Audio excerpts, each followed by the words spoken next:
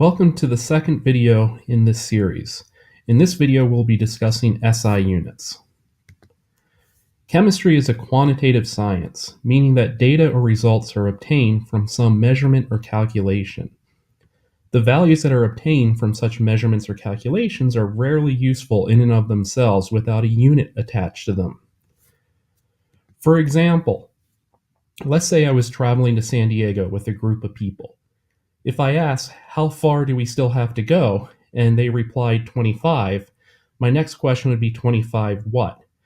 Are we talking about 25 minutes, 25 kilometers, 25 what? Instead, we need to attach a unit identifying some quantity to that value. If the person replied 25 miles, I now know two things.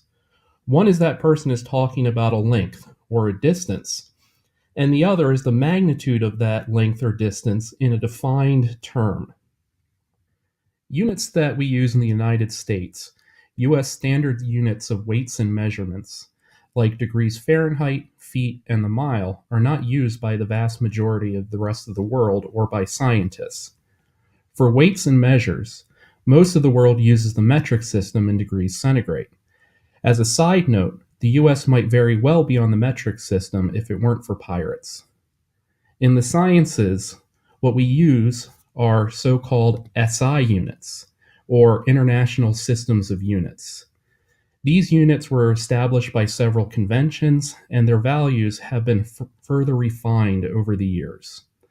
As we'll see, most of these units are based in some physical constant.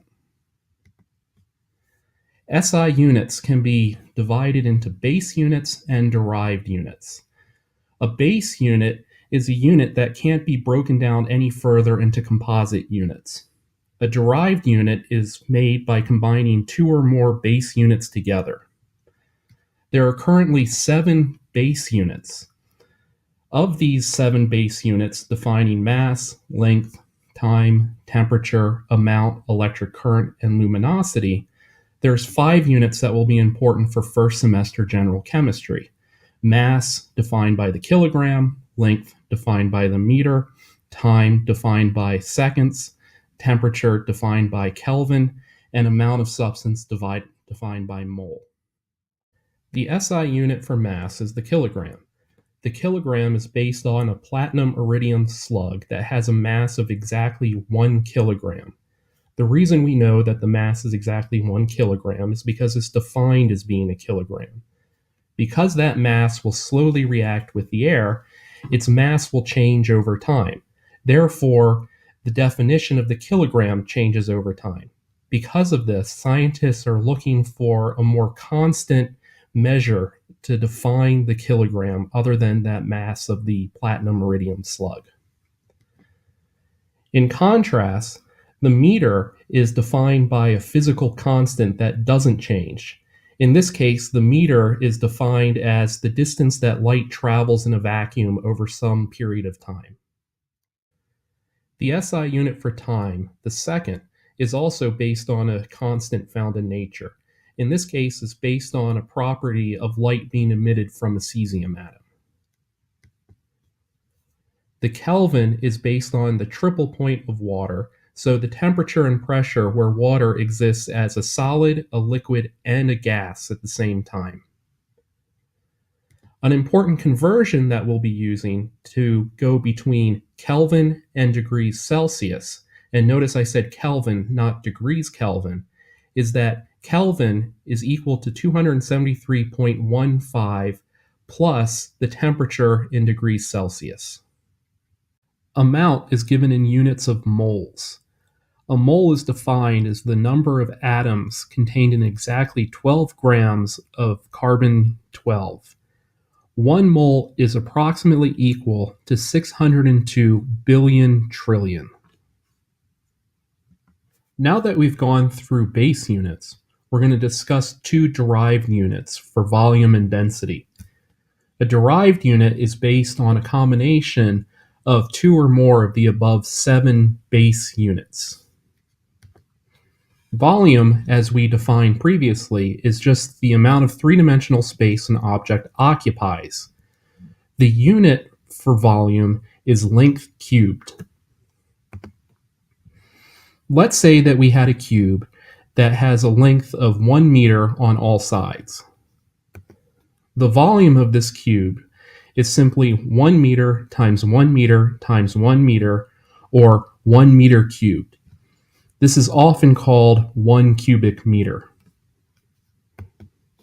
If we had a smaller cube that's 0.1 meters on all sides, then the volume is 0.1 meter times 0.1 meter times 0.1 meter, or 0.001 meters cubed.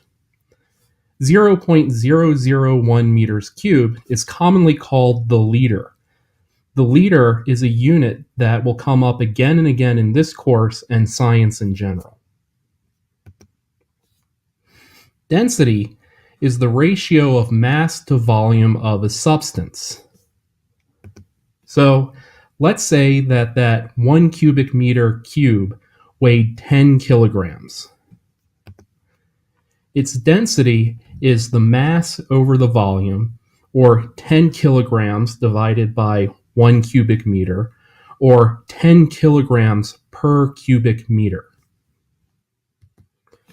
If that smaller cube also had a mass of 10 kilograms, it would have a higher density. We can quantify this by taking its mass and dividing its volume. So 10 kilograms divided by 1 liter equals 10 kilograms per liter. If we were to place this in terms of cubic meters, we can see that the density is increased by 1,000. So we've gone from 10 kilograms per cubic meter to 10,000 kilograms per cubic meter.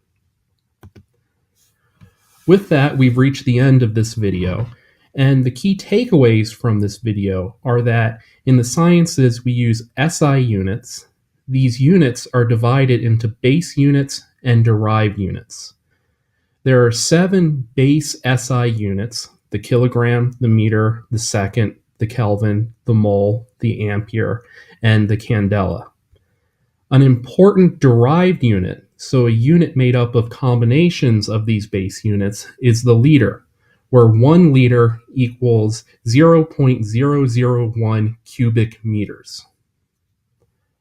In the next video, we'll be talking about various aspects dealing with numbers. So this is beyond the scope of this video and chemistry in general, but I still think it's interesting.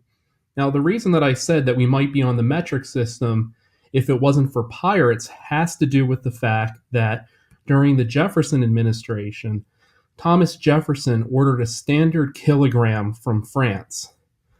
On its journey from France to the United States, that ship was ransacked by pirates. Because of that, the kilogram was lost, and so was the initiative to switch from the imperial system to the metric system. So to this day, we're stuck with the imperial units of measurement.